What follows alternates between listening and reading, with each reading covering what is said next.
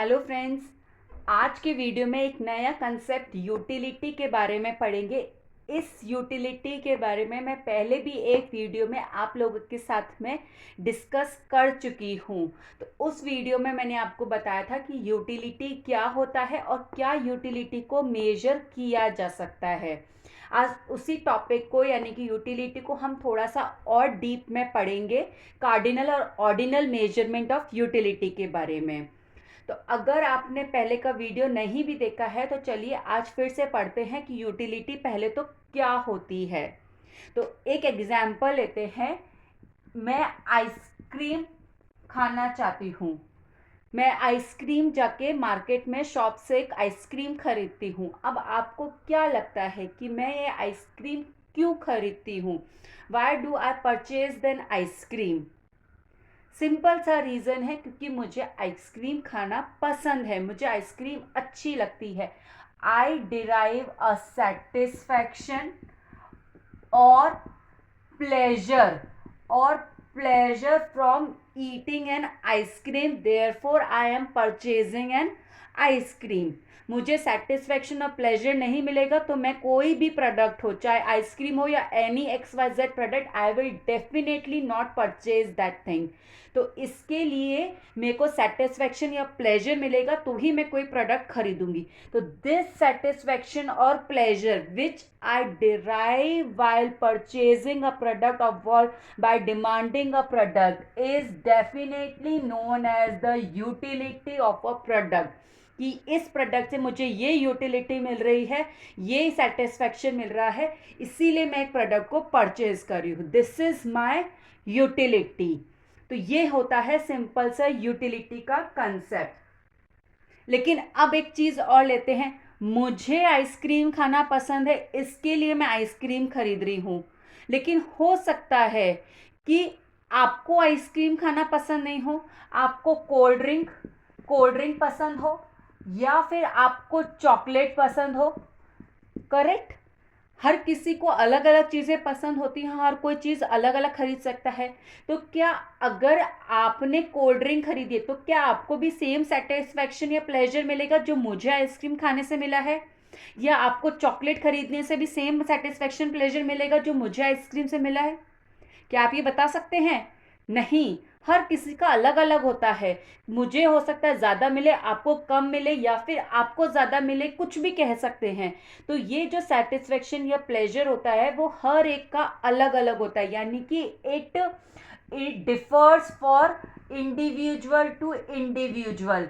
Correct. तो यानी कि हर इंडिविजुअल के लिए जो यूटिलिटी होती है किसी भी प्रोडक्ट को परचेज करने से वो बिल्कुल अलग होती है। किसी को कम, किसी को ज़्यादा, किसी को बहुत ज़्यादा, कुछ भी मिल सकती है। यानी कि this utility is very much a subjective term. यानी कि ये मेरे ऊपर डिपेंड करता है कि मुझे प्रोडक्ट से कितनी यूटिलिटी मिल रही है। तो यानी कि ये यूटिलिटी बहुत ही सब्जेक्टिव है, आप उसको इतना इजीली मेजर नहीं कर सकते। In fact it can't be measured accurately.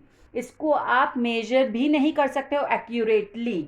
लेकिन लेकिन इसी में एक चीज आई है, इसी में आगे के जो हमारे इकोनॉमिस्ट हैं उन्होंने लॉ ऑफ डिमांड डिराइव करने के लिए, लॉ ऑफ डिमांड क्या कहता है कि एक इंडिविजुअल एक प्रोडक्ट की डिमांड तभी करता है कि कितनी डिमांड करेगा, कितनी, जो कि उसकी प्राइस के ऊपर डिपेंड करती है मेजरली। करेक्ट। तो ये जो डिमांड हम तभी करते हैं, हम कोई प्राइस किसी भी प्रोडक्ट की पे करने के लिए विलिंग कब होते हैं? जब हमें उससे यूटिलिटी मिले। तो हमें ये यूटिलिटी मेजर करनी है, किसी प्रोडक्ट को कितनी। अगर आज मैं एक प्रोडक्ट की पहले के लिए पैसे पे करने के लिए रेडी हो तो मुझे डेफिनेटली उससे कुछ यूटिलिटी मिलनी चाहिए। तो इसीलिए इस यूटिलिटी को मेजर करने के लिए कुछ वेज फाइंड आउट किए थे आगे के इकोनॉमिक्स में, उसी को हम पढ़ेंगे, cardinal and ordinal measurement of utility के बारे में। तो फर्स्ट जो यूटिलिटी को मेजर करने का तरीका है, फर्स्ट जो वे बताया है मेजरमेंट ऑफ यूटिलिटी का, वो है एल्फ्रेड मार्शल का cardinal measurement of utility. Cardinal utility जो कि रिनाउंड इकोनॉमिस्ट एल्फ्रेड मार्शल ने दिया था।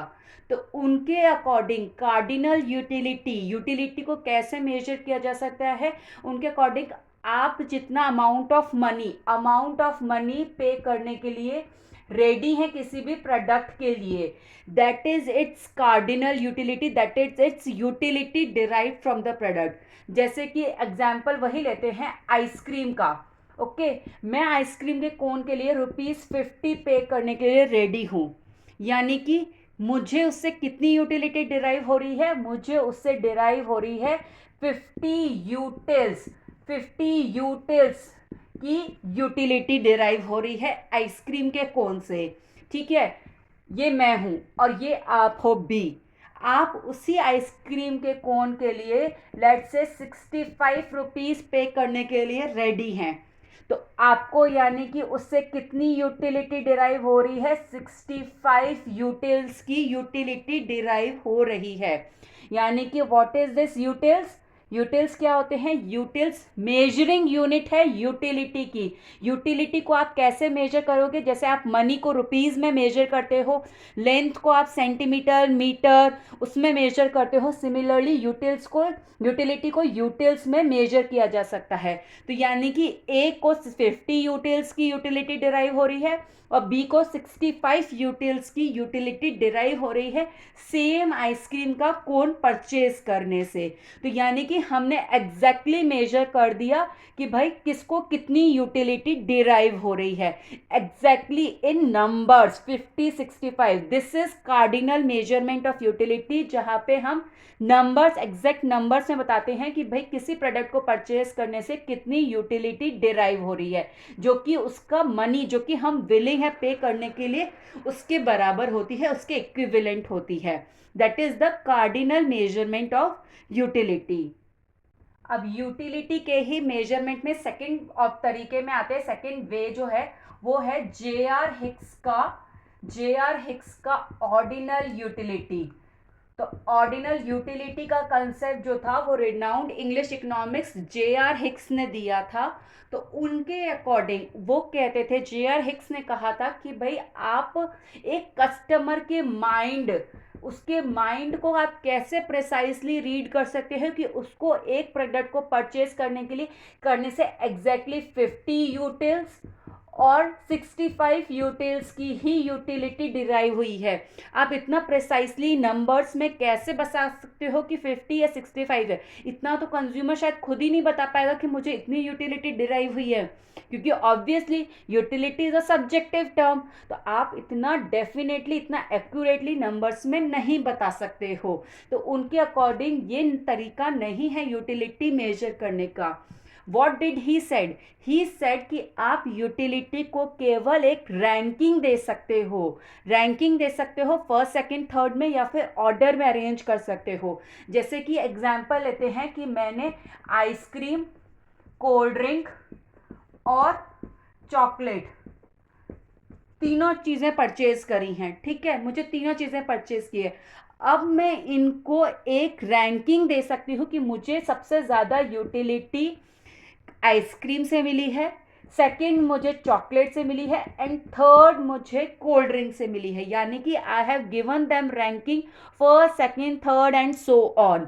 और या फिर मैं इनको एक ऑर्डर में अरेंज कर सकती हूँ कि मुझे आइसक्रीम से हाईएस्ट यूटिलिटी मिली है, इससे मुझे मीडियम मिली है और इससे मुझे लो मिली है। करेक्ट। तो यानी कि मैंने इनको एक ऑर्डर में अरेंज कर दिया, हाई लो एंड मीडियम के ऑर्डर में। तो मैं जो मेरी यूटिलिटी है उसको केवल रैंकिंग्स दे सकती हूँ या फिर एक ऑर्डर में अरेंज कर सकती हूँ। I can not definitely find out the exact number how much utility I am deriving from any product. तो J.R. हिक्स ये कहते थे कि आप यूटिलिटी को ऐसे ही मेजर कर सकते हो, आप एग्जैक्ट नंबर्स नहीं बता सकते हो। तो this is ordinal measurement of utility.